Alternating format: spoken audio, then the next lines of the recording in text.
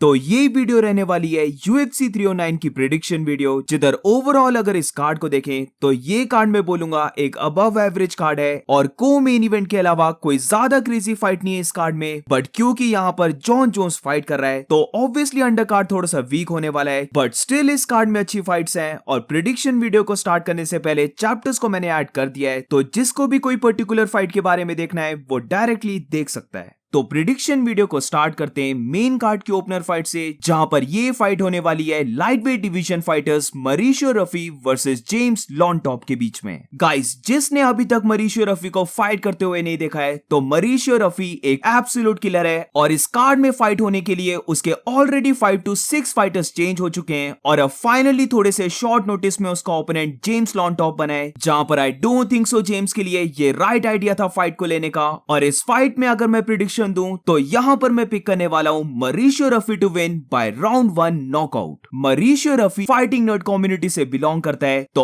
Obviously वो winning streak पर रहने वाला है, जहां पर मरीशियो रफी एक काफी एक्सप्लोसिव फाइटर है और वो अपनी हर एक फाइट में नॉकआउट करके आ रहा है। वो 10-1 है अपने रिकॉर्ड में और ये सारी की सारी 11 फाइट्स में नॉकआउट्स हुए हैं, जहां पर अगर हम इस फाइटर के फाइटिंग स्टाइल को भी देखें तो वो बहुत ज्यादा सिमिलर है अर्ली कॉनर मैग्रेगर के स्टाइल से। बस फर्क इतना है कि मरीशियो रफी एक ऑर्थोडॉक्स फाइटर है वेरस कॉनर साउथपा फाइटर है, but Mauricio Ruffy definitely Conor McGregor के फाइटिंग स्टाइल की फीलिंग देता है, जहां पर उसके भी हैंड स्लो रहते हैं। वो हमेशा देखता है अपने ओपोनेंट को काउंटर करने का और उसके पास भी 1 पंच नॉकआउट पावर है। अब जेम्स लॉन्टॉप की बात करें तो ये फाइटर भी एक स्ट्राइकर है, जिधर मैक्सिमम ओपनिंग्स जो जेम्स लॉन्टॉप को मिलती हैं वो क्लोज रेंज में रहकर मिलती हैं, जहां पर वो अपनी एल्बोस को भी यूटिलाइज करता है। बट यहां पर प्रॉब्लम ये है कि मरीशियो रफी एक रेंज में रहकर फाइट करने वाला फाइटर है, तो फॉर श्योर मरीशियो रफी इस रीच को यूज करने वाला है। वो रेंज में रहकर जेम्स लॉन्टॉप को अटैक करता रहेगा और फिर जैसे मैंने पहले बोला एक मोमेंट आने वाली है जहां पर मरीशियो रफी अपने राइट पंच को कनेक्ट करके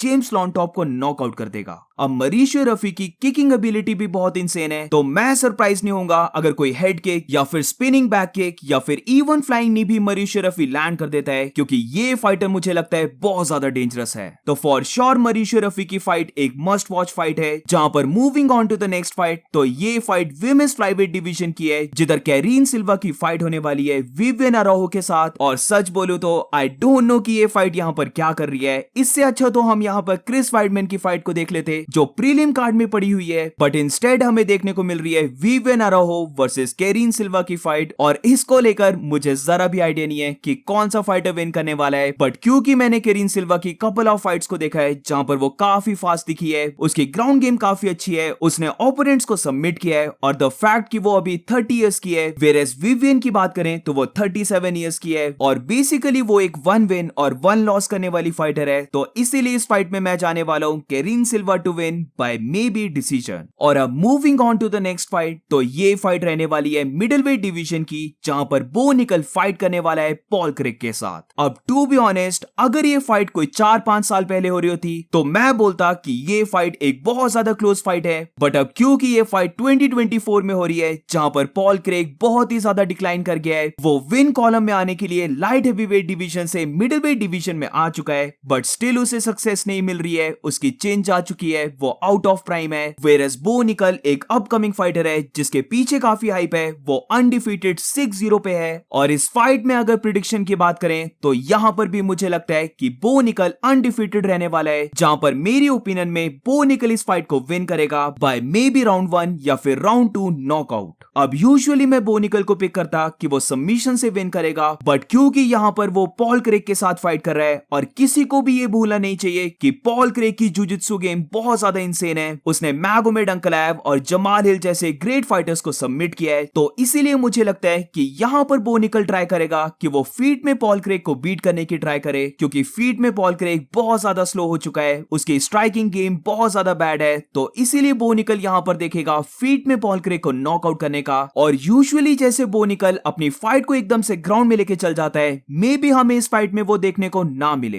डेफिनेटली पॉल क्रेग के पास वो हल्का सा चांस है जहां पर बो निकल उसे ग्राउंड में लेके जाता है, उसके ऊपर बीटिंग डालता है, बट कैसे भी करके एकदम से पॉल क्रेग सबमिशन को लगा देता है और बो निकल को क्रेजी वे से सबमिट कर देता है। बट ये होने के चांसेस गिवन द फैक्ट कि पॉल क्रेग अब डिक्लाइन हो चुका है तो बहुत ही ज्यादा कम है, और इसीलिए मैं यहां पर पिक कर रहा हूं बो निकल टू विन बाय नॉकआउट। और अब मूविंग ऑन टू द को मेन इवेंट फाइट, तो ये फाइट लाइट वेट डिवीजन की है जहां पर चार्ल्स ओलिवेरा एक बार फिर से फाइट कर रहा है माइकल चैंडलर के साथ। और यही मेरी ओपिनियन में पूरे कार्ड में एक ऐसी फाइट है जो सबसे ज्यादा इंसेन फाइट है। और टू बी ऑनेस्ट यहाँ पर कुछ भी हो सकता है, दोनों में से जिसने भी एक क्लीन पंच को लैंड किया वो फाइट को विन कर सकता है। और वैसे भी इनकी अगर पहली फाइट को देखें तो फर्स्ट फाइट भी एक्सट्रीमली क्लोज गई थी और ये सेकंड फाइट भी मुझे लगता है कुछ वैसी ही जाने वाली है। यही फाइट मुझे ऐसा लगता है जो बहुत ज्यादा क्लोज है पिक करना। बट अगर प्रिडिक्शन की बात करें तो इस फाइट में मेरी पिक है Charles Oliveira to win by round 2 knockout. अब जरा भी झूठ नहीं बोलूंगा, मैंने चार्ल्स ओलिवेरा को पिक तो कर लिया है, बट ये पिक करते हुए मैं बहुत ज्यादा नर्वस हूं क्योंकि माइकल चैंडलर पूरी फाइट में कभी भी चार्ल्स ओलिवेरा को नॉकआउट कर सकता है। ये उसके फाइटिंग स्टाइल के अंदर है, वो अपनी हर एक फाइट में बहुत ज्यादा क्लोज आ जाता है विन करने के, और यहां पर भी वो चार्ल्स ओलिवेरा को नॉकआउट कर सकता है। बट जितना भी मैं इस पिक को लेकर नर्वस हूं, फॉर श्योर मैं यहां पर डू ब्रॉन्क्स चार्ल्स ओलिवेरा के साथ जाने वाला हूं क्योंकि एक तो उसने पहले भी माइकल चैंडलर को बीट किया है जहां पर उसने इंसेन कमबैक किया था। वेयरएज अभी अगर हम चार्ल्स ओलिवेरा को देखें तो ऐसा नहीं है कि चार्ल्स ओलिवेरा डिक्लाइन हो चुका है, बल्कि वो सिर्फ करंट चैंपियन इस्लाम महाचिव से बीट हुआ है और जो चैंपियनशिप बेल्ट के लिए फाइट कर रहा है यानी कि अरमान सरूकियन, उससे चार्ल्स ओलिवेरा सिर्फ एक स्प्लिट डिसीजन बीट हुआ है। तो इसीलिए मुझे लगता है वो टॉप ऑफ द गेम है। वेयरएज माइकल चैंडलर की बात करें तो अभी तक उसने किसी भी टॉप फाइटर को बीट नहीं किया है, वो काफी क्लोज आ तो जाते हैं विन के, बट जैसे कि हमें पता है कि जब माइकल चैंडलर फाइट करता है तो सारा game plan including Michael Chandler का फाइट IQ वो सारा बाहर चले जाता है और माइकल चैंडलर बिना कोई सोचे समझे एक सांड की तरह फाइट करता है और सिर्फ अपने ओपोनेंट को देखता है नॉकआउट करने का। तो यही बहुत बड़ा रीजन है जिसकी वजह से माइकल चैंडलर अपनी फाइट्स को लूज करता है और अब 38 इयर्स की एज में जहां पर वो ओल्ड भी हो चुका है, आई डोंट थिंक सो कि वो अपनी फाइटिंग गेम को एडजस्ट कर पाएगा और इसी का फायदा उठाते हुए I think so Charles Oliveira Michael Chandler के ऊपर वो राइट स्ट्रेट पंच को लैंड करने वाला है और फिर most likely ground and pound punches को थ्रो करके वो माइकल चैंडलर को नॉकआउट, या फिर हु नोस वो एकदम से माइकल चैंडलर की बैक पे आ जाए और उसे चोक आउट कर दे। माइकल चैंडलर ने 2 सालों से फाइट नहीं की है तो ऑब्वियसली उसे थोड़ी सी रिंग रस्ट भी रहने वाली है। सिर्फ यहाँ पर फायदा इतना है कि माइकल चैंडलर ने इन 2 सालों में बीटिंग नहीं दी है तो उसकी फिजिकल बॉडी थोड़ी सी फ्रेश होगी। बट अगर फाइटिंग स्टेट की बात करें तो मुझे लगता है ड्यू टू इनएक्टिविटी वो स्टार्टिंग ऑफ द फाइट में थोड़ा सा स्लो रहने वाला है और चार्ल्स ओलिवेरा को इसके एडवांटेज लेनी चाहिए क्योंकि एक बार अगर माइकल चैंडलर अपनी फ्लो स्टेट में आ गया तो फिर ये फाइट कंप्लीट ऑपोजिट जा सकती है जहां पर एक पंच और चार्ल्स ओलिवेरा नॉकआउट हो गया। चिन तो दोनों ही फाइटर्स की बहुत ज्यादा वीक है, बट चार्ल्स ओलिवेरा ने time and time again show किया है कि वो इनिशियल बीटिंग लेने के बाद सर्वाइव कर सकता है। वेयरएज माइकल चैंडलर की बात करें तो स्टार्टिंग में वो फाइट को विन कर रहा होता है, बट क्योंकि वो फाइटिंग में गेम प्लान को यूज नहीं करता है तो वो बहुत जल्दी गैस आउट हो जाता है और फिर माइकल चैंडलर को बीट करना काफी इजी रहता है। तो इसीलिए ओवरऑल ये फाइट मैं बोलूंगा एक बहुत ज्यादा क्लोज फाइट है, बट स्टिल मुझे लगता है कि चार्ल्स ओलिवेरा यहाँ पर फाइट को पुल ऑफ करने वाला है, जहां पर मेरी पिक है Charles Oliveira to win by round 2 knockout. और अब moving on to the main event, तो ये फाइट होने वाली है जॉन जोन्स जो ऑल टाइम गोट है वर्सेस स्टीफे मियोचिच जो हेवीवेट गोट है। अब इस फाइट को लेकर कुछ ज्यादा डिस्कस करने वाला है ही नहीं क्योंकि हर कोई जानता है कि यहाँ पर जॉन जोन्स ही विन करने वाला है। आई मीन बेशक स्टीफे मियोचिच हेवीवेट डिवीजन का गोट होगा, बट वो अब 42 या फिर 43 इयर्स का हो चुका है। क्लियरली स्टीफे आउट ऑफ प्राइम है, तो डेफिनेटली इस फाइट को विन करने वाला है जॉन जोन्स और मुझे लगता है कि वो राउंड 2 या फिर राउंड 3 में फाइट को फिनिश कर देगा।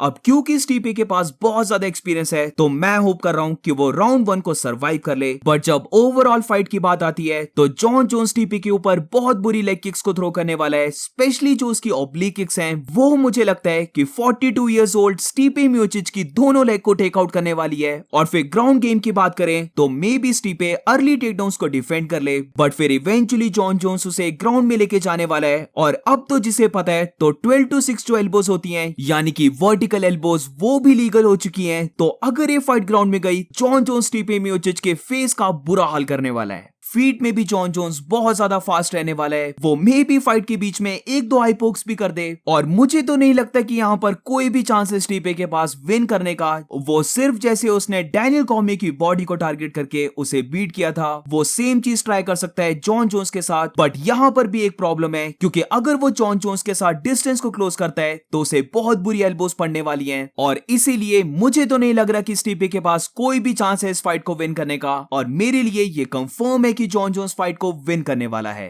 बट स्टिल जस्ट इमेजिन अगर स्टिपे मियोचिच कैसे भी करके एक वाइल्ड पंच को कनेक्ट करता है और जॉन जोन्स नॉकआउट हो जाता है। पूरी हिस्ट्री की ये सबसे ज्यादा क्रेजी मोमेंट रहेगी, बट ऑब्वियसली ये होना नियर टू इम्पॉसिबल है। अब जॉन जोन्स तो ये फाइट विन करने वाला है, बट होपफुली विन करने के बाद वो अगर रिटायर नहीं हुआ तो फिर वो फाइट करे टॉम एस्पिनल के साथ। एंड दैट्स इट गाइस, ये थी पूरी video. What do you guys think about this? तुम्हारी ओपिनियन में कौन से फाइटर्स विन करने वाले हैं? Do let me know in the comments और मिलते हैं नेक्स्ट वीडियो में।